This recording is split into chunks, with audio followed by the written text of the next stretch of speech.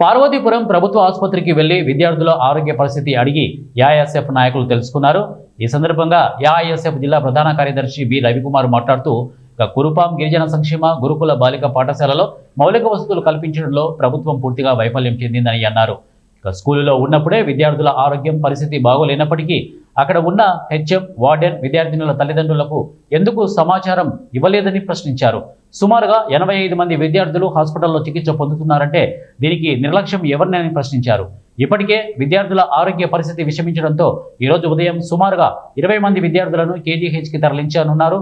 విద్యార్థినులు ఏ అనారోగ్యంతో బాధపడుతున్నారని ఇంతవరకు హాస్పిటల్ యాజమాన్యం తల్లిదండ్రులకు సమాచారం ఇవ్వలేదని తల్లిదండ్రులు వాపోతున్నారు.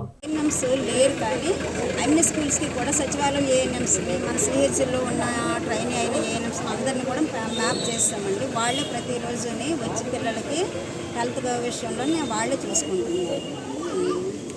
రీఓపెనింగ్ అయ్యేసరికి మేము అందరు ఏఎన్ఎంస్ని కూడా అన్ని స్కూల్స్కి ట్యాగ్ చేస్తామండి. డిఎంఎండే డిప్యూటీ డిఎంఎండే గారు, పిఓ గారు కలిపి ఏ స్కూల్కి ఏఎన్ఎం వెళ్ళాలని కూడా ఒక ప్రొసీడింగ్ తయారు చేస్తాము. వాళ్ళకే ప్రొసీడింగ్ కూడా ఏఎన్ఎంస్కి ఇవ్వడం జరిగింది.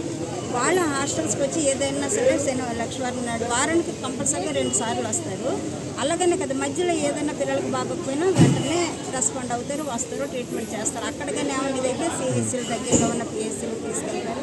అక్కడి నుంచి సిహెచ్సీ అప్పటికి ఇంకా మించితే ఇక్కడ వరకు తీసుకొస్తారు. ఇక్కడ నుంచి బెటర్ ట్రీట్మెంట్ అదైతే మటుకు జరుగుతుందండి. అందు గురించి దేవుడి దయ వల్ల ఇప్పుడు డెత్లు అనేది ఏ స్కూల్లో కూడా రీఓపెనింగ్ అయిన తర్వాత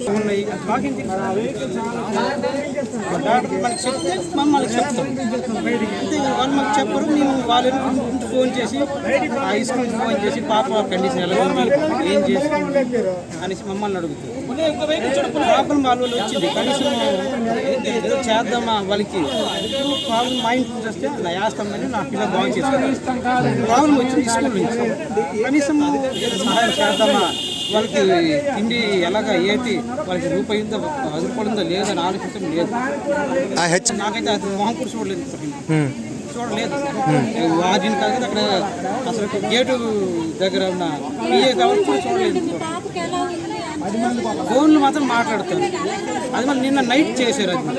అది దాదాపు 3వ తేదీని వచ్చాను ఇక్కడికి. వేరే విలేజ్ నుంచి వచ్చాను. నాకు సిచ్యువేషన్ తెలియక పాప బాగా. అయితే ఎవరు మీ పేరేంటి? విద్యాస్. ఎన్నో క్లాస్ చదువుతుంది? 5వ క్లాస్. ఏ స్కూల్? ఇక్కడికి ఎప్పుడు వచ్చారు?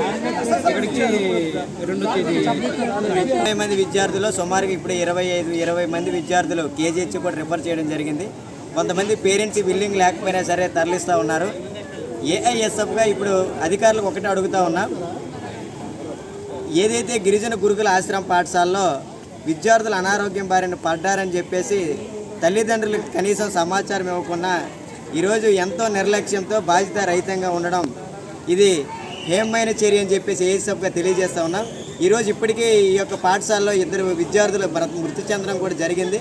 ఈరోజు గిరిజన విద్యార్థుల పక్షాన ఈ యొక్క కూటమి ప్రభుత్వానికి ఎంత చిత్తశుద్ధి ఉందో ఇదే నిదర్శనంగా కనబడుతూ ఉంది. ఈరోజు సరిపోయిన గదులు లేక, మౌలిక వసతులు లేక ఈరోజు అనేక మంది విద్యార్థులు అనారోగ్య బారిన పడుతూ ఉంటే ఈరోజు గిరిజన శాఖ మంత్రి గారు కూడా మొట్టమొదటి సంతకం ఏఎన్ఎం పోస్టుల పైన పెట్టినప్పటికీ కూడా సుమారుగా ఇప్పుడు 16 నెలలు గడుస్తూ ఉంది. ఇంతవరకు కూడా ఒక్క పోస్టు కూడా భర్తీ చేసే పరిస్థితి ఈ రాష్ట్రంలో ఎక్కడ కూడా కనిపించే పరిస్థితి లేదు. ఈరోజు చూస్తూ ఉంటే గిరిజన విద్యార్థులందరినీ కూడా అంబులెన్స్లో కేజీహెచ్కి తరలిస్తూ ఉన్నారు. ఈరోజు